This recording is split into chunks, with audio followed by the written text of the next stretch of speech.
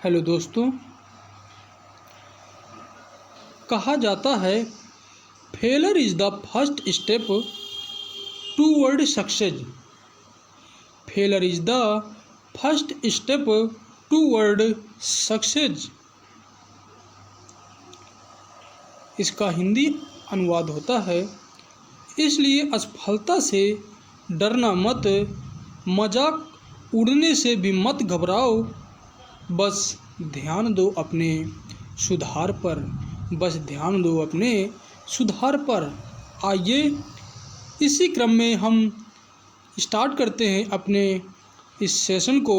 अभी हमने कल सिंधु घाटी सभ्यता से विभिन्न तथ्यों की जानकारी प्राप्त की थी और उसी के आधार पर हम वस्तुनिष्ठ प्रश्नों का अध्ययन करते हैं। देखते हैं वस्तुनिष्ठ प्रश्न। ठीक, हमारा पहला प्रश्न है, हड़प्पा संस्कृति के अवशेष कहाँ पर स्थित हैं? हड़प्पा संस्कृति के अवशेष कहाँ पर स्थित हैं? पाकिस्तान, नेपाल, चीन तथा अफगानिस्तान। तो हमारा आंसर जाता है कहाँ? पाकिस्तान पर। ठीक, आइए नेक्स्ट प्रश्न देखते हैं। पशु आकृति युक्त मोहरें कहाँ पाई गई हैं? ठीक,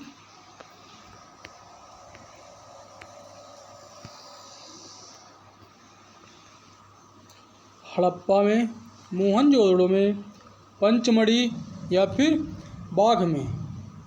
तो हमारा आंसर क्या है? पंचमढ़ी में। ठीक है, अब देखते हैं अगला, मेसोपोटामिया सभ्यता किस देश की है? किस देश की है मेसोपोटामिया सभ्यता? पाकिस्तान, अफगानिस्तान, ईरान तथा इराक की। तो हमारा आंसर जाता है मेसोपोटामिया सभ्यता अफगानिस्तान की है। ठीक, आइए इसी क्रम में हम चौथा प्रश्न देखते हैं। मोहनजोदड़ो से प्राप्त नर्तकी की मूर्ति किस माध्यम में बनी थी?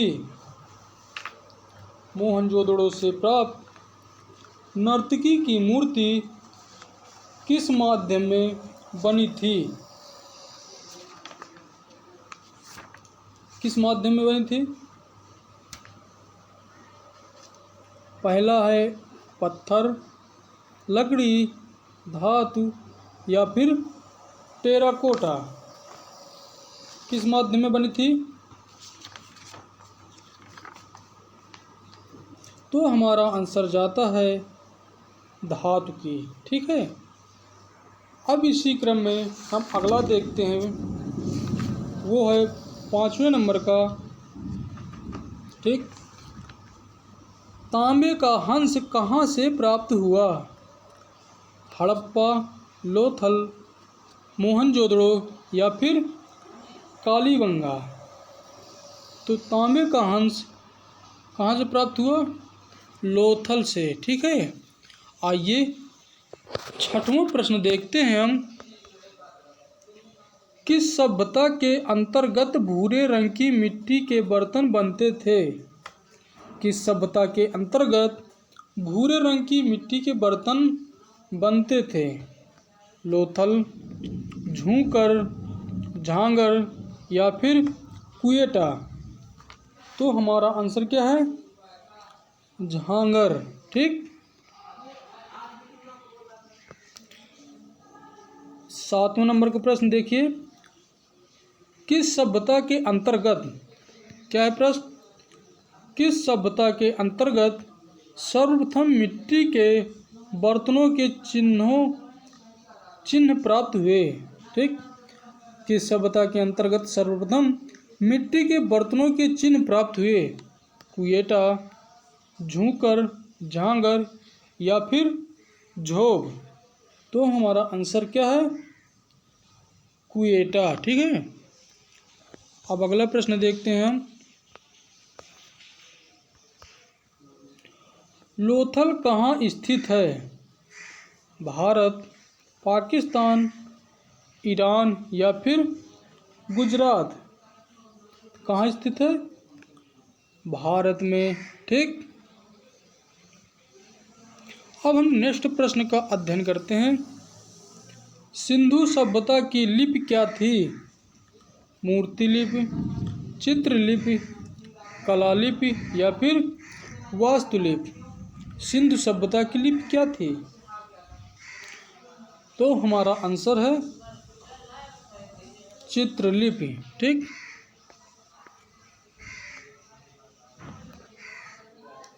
सिंधु सभ्यता में मुख्य रूप से क्या प्राप्त होता है?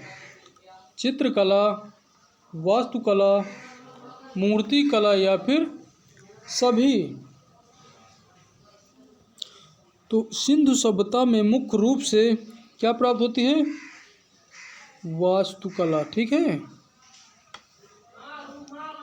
अब हम देखते हैं अगला प्रश्न।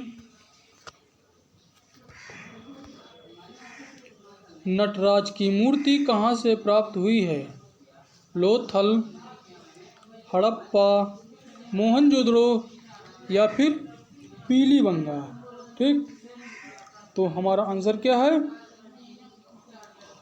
मोहनजोदड़ो। अब देखते हैं अगला प्रश्न। सिंधु सभ्यता के बर्तन पर कौन सा रंग चढ़ाकर पकाया गया? कौन सा रंग?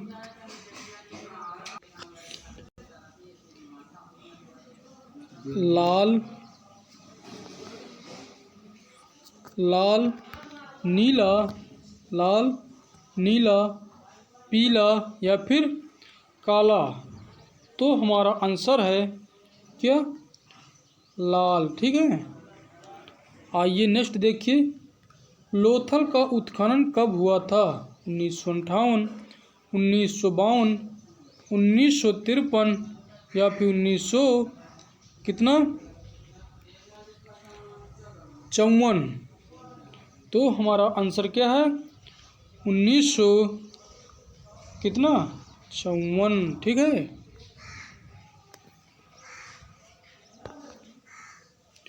अब देखिए 14 नंबर का प्रश्न। सिंधु सभ्यता के बर्तनों पर किस रंग से चित्रकारी की गई? क्या है प्रश्न हमारा? सिंधु सभ्यता के बर्तनों पर किस रंग की चित्रकारी की गई? लाल, काला, पीला या फिर हरा? तो हमारा आंसर है काला। ठीक है। काले रंग से चित्रकारी की गई थी। अब नेक्स्ट प्रश्न देखते हैं हम। हड़प्पा सभ्यता में पकी मिट्टी की मूर्तियों का निर्माण किस विधि से किया गया? नंबर 1, एक सांचा, 2 सांचा जोड़कर या फिर चिकोटी मिट्टी से? तो हमारा आंसर क्या है? चिकोटी मिट्टी से। ठीक है। अब देखिए अगला। मोहनजोदड़ो की युवा नृत्यांगना की मूर्ति किस माध्यम में बनी? मोहनजोदड़ो की युवा नृत्यांगना की मूर्ति किस माध्यम में बनी? लकड़ी, पत्थर, कांस या फिर तांबा? तो हमारा आंसर क्या है? कांस में बनी थी। ठीक। अब इसी क्रम में अगला देखिए प्रश्न। हड़प्पा संस्कृति का विशाल स्नानागार कहाँ से प्राप्त हुआ? हड़प्पा संस्कृति का विशाल स्नानागार कहाँ से प्राप्त हुआ? मोहनजोदड़ो, हड़प्पा, लोथल या फिर चन्हुदड़ो से? तो हमारा आंसर है मोहनजोदड़ो से। ठीक है। सिंधु घाटी के पुजारी की मूर्ति किससे बनी है? सिंधु घाटी के पुजारी की मूर्ति किससे बनी है? पहला तांबा, दूसरा चूना, तीसरा संगमरमर, चौथा मिट्टी?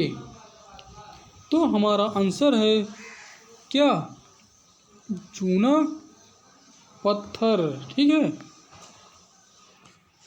आइए इसी क्रम में अगला प्रश्न देखते हैं हम। सिंधु घाटी के शिला पर किसकी आकृतियाँ उत्कीर्ण है? किसकी है? पशुपतिनाथ और पशु की, ठीक, पशु और कमल की, पशुपतिनाथ और कमल, या फिर इनमें से कोई नहीं। तो हमारा आंसर है पशुपतिनाथ और पशु, ठीक। अब हम नेक्स्ट प्रश्न देखते हैं।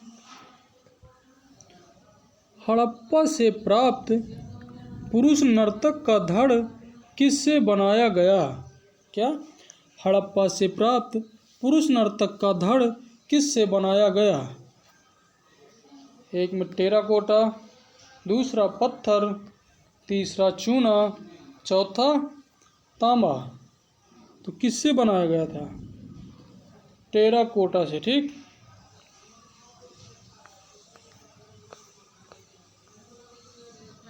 अब हमारा अगला प्रश्न है, सिंधुकालीन भवनों के निर्माण में किनका प्रयोग हुआ था? ठीक, सिंधुकालीन भवनों के निर्माण में किनका प्रयोग हुआ था? पत्थर, मिट्टी, पकी ईंट, या फिर कच्ची ईंट। तो सिंधुकालीन भवनों के निर्माण में मुख्य रूप से जो हुआ था प्रयोग, वो क्या है? पक्की ईंटें, ठीक। अब हम नेक्स्ट प्रश्न देखते हैं। पत्थरों का प्रयोग किस काल के भवनों में नहीं किया गया? उत्तर वैदिक काल, सिंधु काल, वैदिक काल, या फिर गुप्त काल। किसमें नहीं किया गया था? सिंधु काल के भवनों में नहीं किया गया था। इसका प्रयोग, पत्थरों का प्रयोग सिंधु काल के भवनों में नहीं किया गया था। अब हमारा 23 नंबर का प्रश्न देखिए, क्या है इसमें?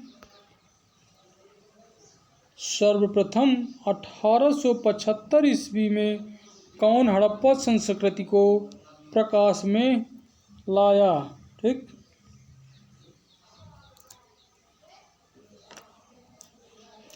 Number 1 sir Cunningham, Dayaram Sahni, RD. Banerjee और आर.एस.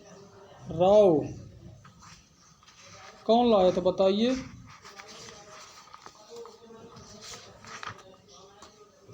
देखिए, sir Cunningham, Dayaram Sahni, RD. Banerjee और आर.एस. राव।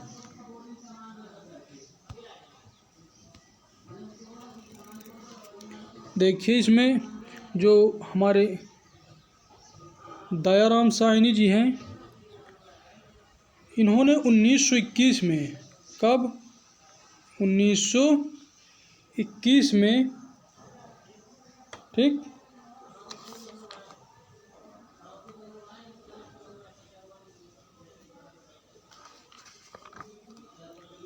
हड़प्पा की खुदाई की थी, ठीक है। और जो इसका आंसर होता है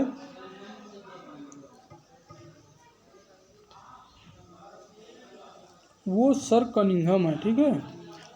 1875 ईस्वी में कौन हड़प्पा संस्कृति को प्रकाश में लाया? तो ये है सर कनिंघम। दयाराम साहनी ने हड़प्पा की खोज कब की थी? दयाराम साहनी ने हड़प्पा की खोज कब की थी?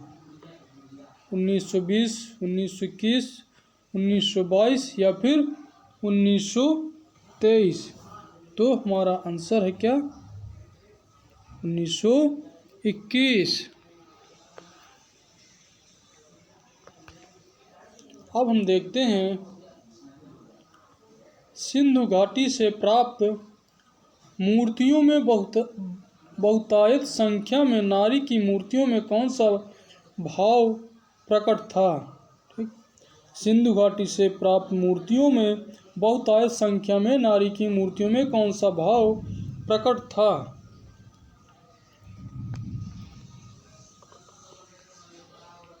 पहला है चेहरे पर सुंदरता का भाव, दूसरा है चेहरे पर कुरूपता का भाव, तीसरा है चेहरे पर प्रसन्नता का भाव, या फिर उपयुक्त में से सभी। तो हमारा आंसर क्या है?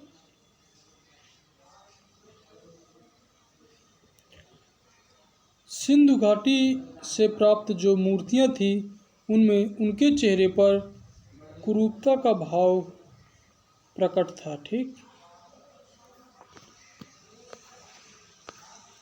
अब हम अगला प्रश्न देखते हैं। सिंधु घाटी सभ्यता का समूचा क्षेत्र किस आकार का है? आयताकार, वर्गाकार, त्रिभुजाकार या फिर घनाकार? तो किस आकार का है? त्रिभुजाकार का। ठीक है, अब हम देखते हैं अगला प्रश्न।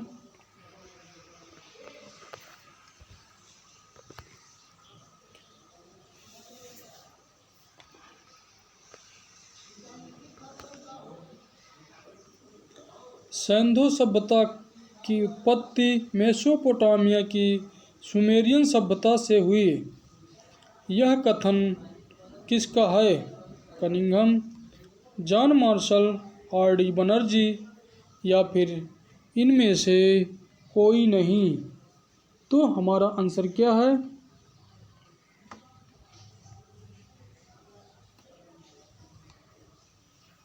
John Marshall. ठीक है, अब 28 नंबर का प्रश्न देखिए। सिंधु सभ्यता का संबंध किस काल से है? पूर्व ऐतिहासिक, प्रागैतिहासिक, आद्य ऐतिहासिक या फिर ऐतिहासिक? किससे है? आद्य ऐतिहासिक। ठीक,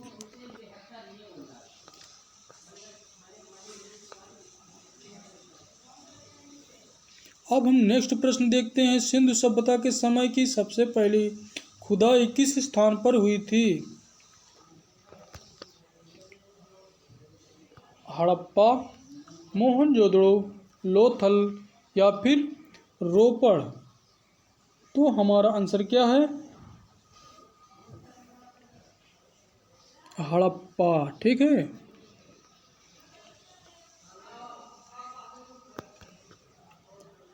हड़प्पा का एक स्थल रोपड़ किस नदी के किनारे स्थित था? गंगा, यमुना, सतलज या फिर घाघरा? तो हमारा आंसर क्या है? सतलज। ठीक है, वह कौन सा सैंधव स्थल है जहां से सर्वाधिक मात्रा में अभिलेख युक्त मोहरों की प्राप्ति हुई है? तो रंगपुर, रोपड़, लोथल या फिर हड़प्पा? तो हमारा आंसर क्या है? लोथल। ठीक,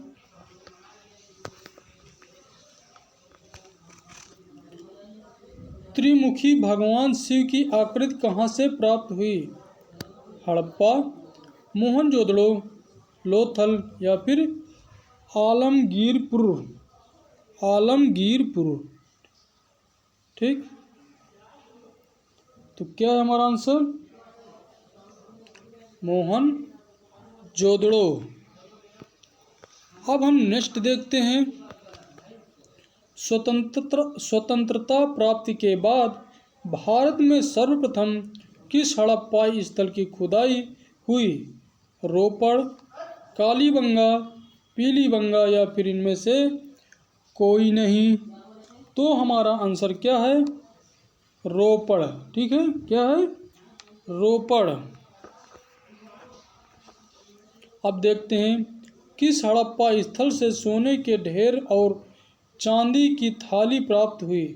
हड़प्पा, मोहनजोदड़ो, लोथल या फिर रोपड़?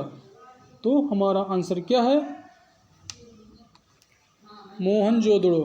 क्या है हमारा आंसर? मोहनजोदड़ो। ठीक, अब देखिए प्रश्न अगला।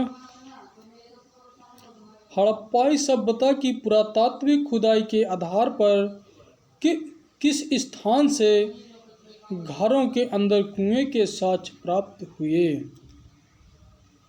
हड़प्पाई सभ्यता की पुरातात्विक खुदाई के आधार पर किस स्थान से घरों के अंदर कुएं के साक्ष्य प्राप्त हुए? तो कालीबंगा, पीलीबंगा, हड़प्पा या फिर रंगपुर। तो हमारा आंसर है कालीबंगा। ठीक है, आइए हम नेक्स्ट प्रश्न देखते हैं। हमारा जो नेक्स्ट प्रश्न है, हड़प्पाई लोगों के द्वारा किन वृक्षों को पवित्र मानकर उनकी पूजा की जाती थी? हड़प्पाई लोगों के द्वारा किन वृक्षों को पवित्र मानकर उनकी पूजा की जाती थी? पीपल और बबूल, पीपल और बरगद, पीपल या फिर बरगद। तो हमारा आंसर क्या है? पीपल और बबूल। ठीक है, इन वृक्षों को पवित्र मानकर हड़प्पाई लोग इनकी पूजा करते थे। ठीक है, अब हम नेक्स्ट देखते हैं। हड़प्पा वासियों क्या है? हड़प्पा वासियों के सबसे महत्वपूर्ण देवता कौन माने जाते हैं? कौन माने जाते हैं? राम, कृष्ण, पार्वती या फिर गणेश। तो हमारा आंसर क्या है? पार्वती। अब नेक्स्ट प्रश्न देखते हैं।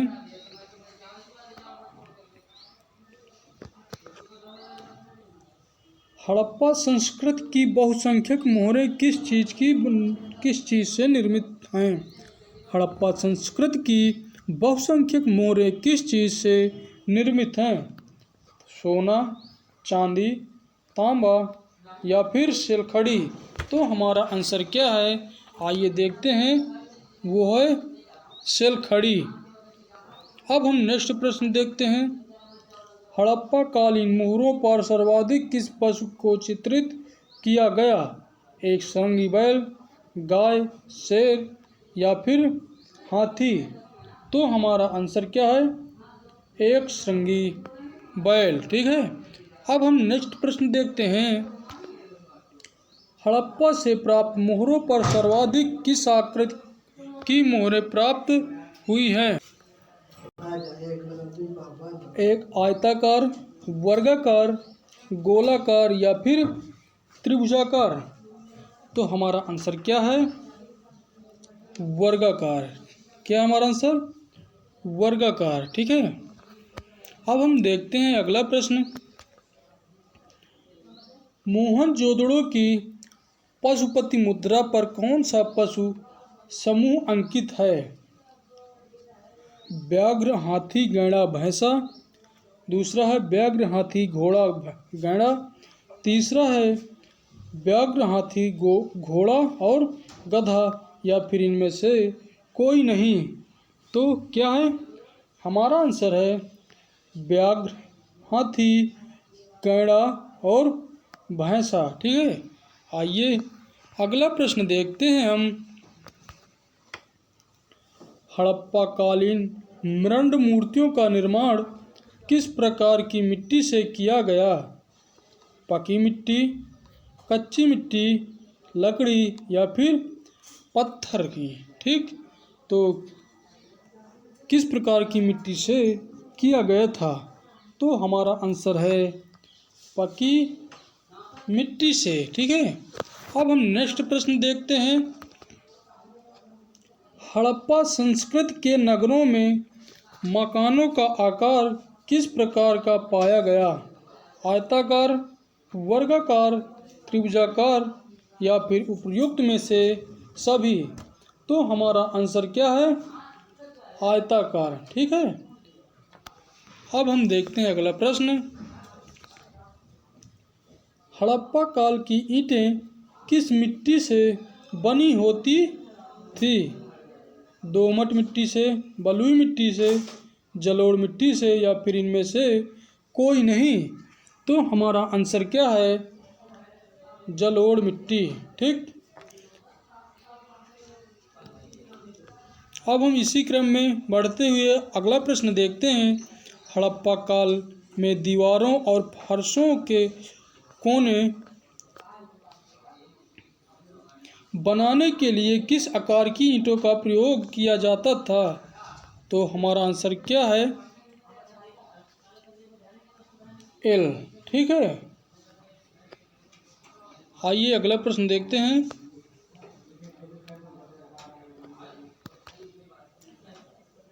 किस हड़प्पाई स्थल से मकान के फर्श को बनाने के लिए अलंकृत ईंटों के प्रयोग के प्रमाण मिले हैं? कालीबंगा, पीलीबंगा, रंगपुर या फिर रोपड़? तो हमारा आंसर क्या है? कालीबंगा।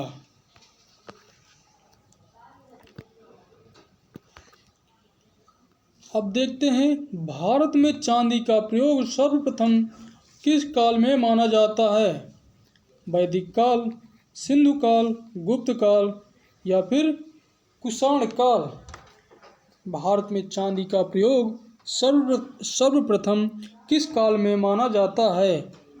वैदिक काल, सिंधु काल, गुप्त काल या फिर कुषाण काल? तो हमारा आंसर है सिंधु काल। ठीक है, सिंधु काल में चांदी का सर्वप्रथम प्रयोग हुआ था। अगला प्रश्न देखते हैं, हड़प्पा से कुल कितने अन्नागार प्राप्त हुए? 12, 13 या फिर 14 या फिर 15? तो हमारा आंसर क्या है? कितने प्राप्त हुए थे? 12। ठीक है, अब हम नेक्स्ट प्रश्न देखते हैं। भारत में विशालतम हड़प्पा कालीन बस्ती कौन सी थी? मोहनजोदड़ो, लोथल, धौलावीरा या फिर बनवाली? तो हमारा आंसर क्या है? धौलावीरा। ठीक है, आइए इस टॉपिक का या फिर इस वस्तुनिष्ठ का लास्ट प्रश्न देखते हैं। सिंधु सभ्यता का पतन कब हुआ?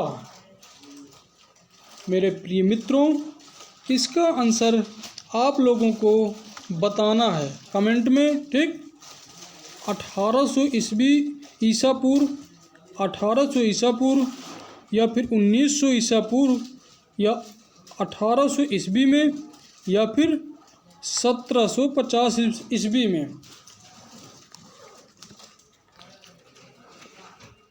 आज का हमारा टॉपिक यहीं समाप्त होता है। अब हम मिलते हैं नेक्स्ट डे। ठीक।